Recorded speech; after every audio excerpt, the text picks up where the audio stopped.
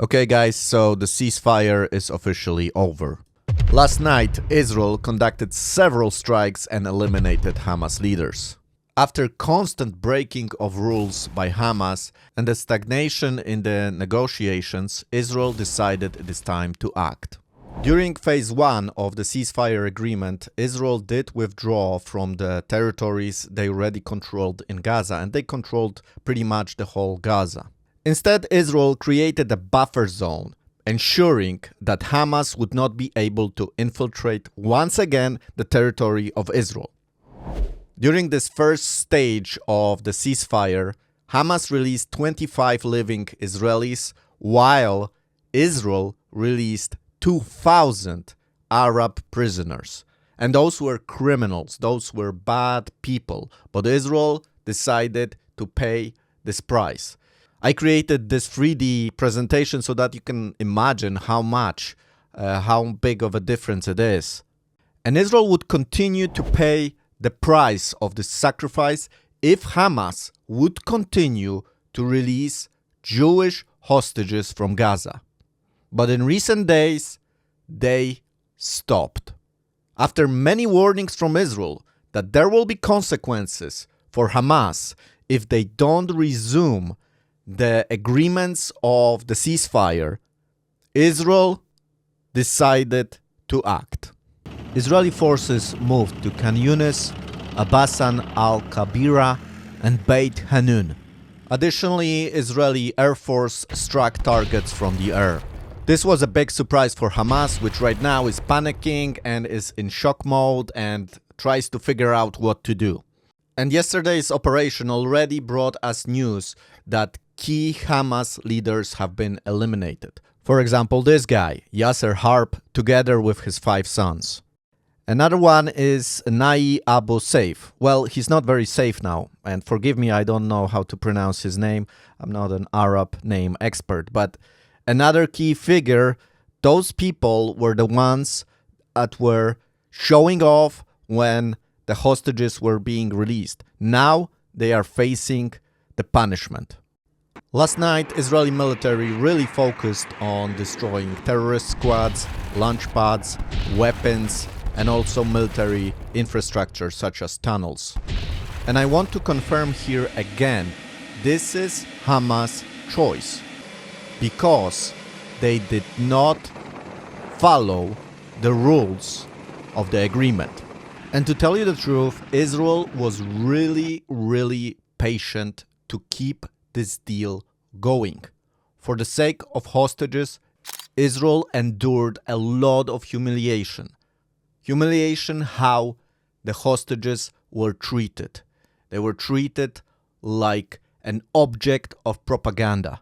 And yet, Israel did restrain itself to give a chance, to do everything they could to get those hostages out. But there is a point where you cannot continue. And we have reached that point. But Israel is not only fighting Hamas now because the Houthis in Yemen have also joined the war. They have launched rockets toward Israel last night and today. Fortunately, the Iron Dome is working. But it's an additional threat toward Israel now. Speaking of the Houthis, they now declared war on the US, and they even attempted to fire rockets at the US Navy.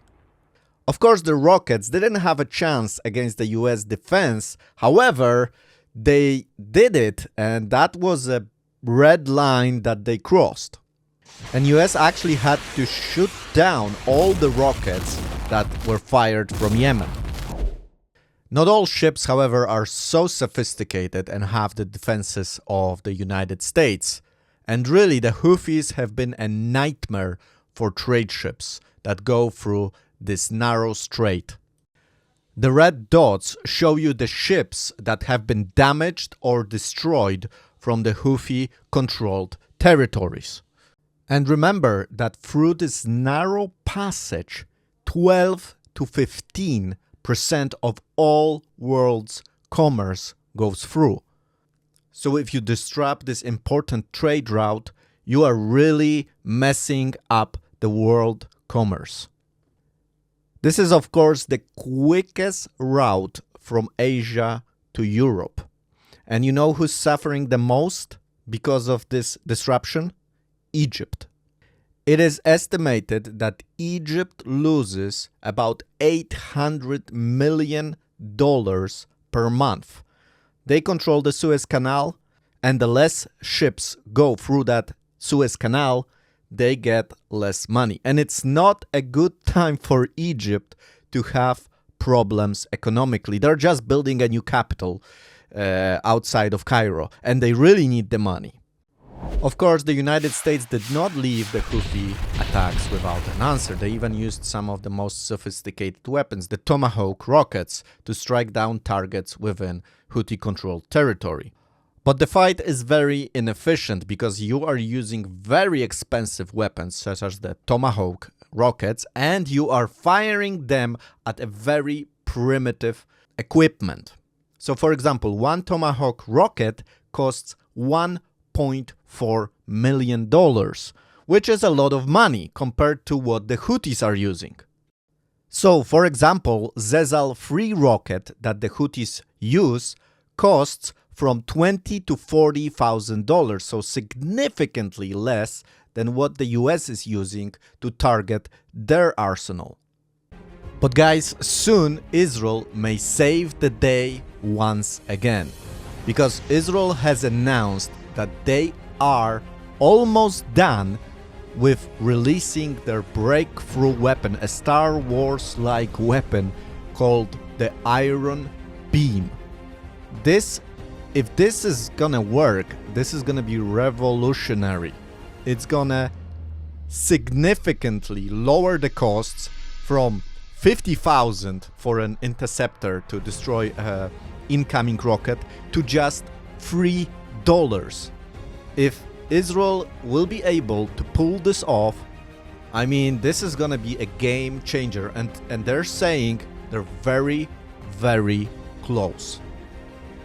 And I understand there are many countries that are working on this technology. The United States is working on it, the United Kingdom is working on it, but it seems that Israel once again is the closest. And Israel really, really needs it. So if Israel gets it, I mean, the US may also benefit from it greatly. So let's hope this is not just a rumor, but actually this is something that's gonna happen. And we'll see a significant change on the battlefield, where people like Hamas will not be able to terrorize the citizens of Israel anymore. Thank you so much for your attention. I hope this report was helpful. It looks like I'm gonna do more of those, so make sure to subscribe to my channel, because it looks like we have entered another stage of war in Gaza. If you like what you listened and you think it's worth your time, please consider supporting the channel. The best way to do it is through Patreon or actually my webpage. So I will leave links to both of them in the description of this video. Also, if you would like to receive emails every time I post a new update on the situation in Israel, there is a mail sign up. So you can sign up, and every time I release a new video, you will receive an email informing you about that. So check it out. Also, the last thing, I promise, check out my social media. There are some things I cannot share on certain platforms, for example, this one. So if you want to know more, make sure to follow me on social media. With saying all of that, I wish you all the best. I wish everybody shalom, peace. We need peace for Jerusalem. Shalom.